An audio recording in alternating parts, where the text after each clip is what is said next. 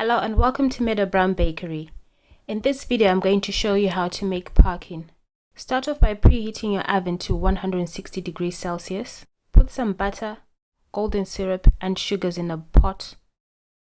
Put the pot on a medium heat and stir until the butter has melted. Remove from the heat and add in some cold milk and stir this together. In this bowl I have some flour, oats and spices. I'm going to mix this together and make a well in the center. Pour in the melted butter mixture and stir this together.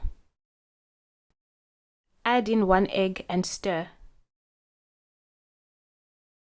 Put this mixture in a prepared cake tin. Level it out and bake in the oven for about 35 to 40 minutes until it's firm to the touch on top and slightly golden brown. Test with a toothpick. If it comes out clean, it's ready. Leave it in the cake tin for about 10 minutes and then flip it onto a cooling rack.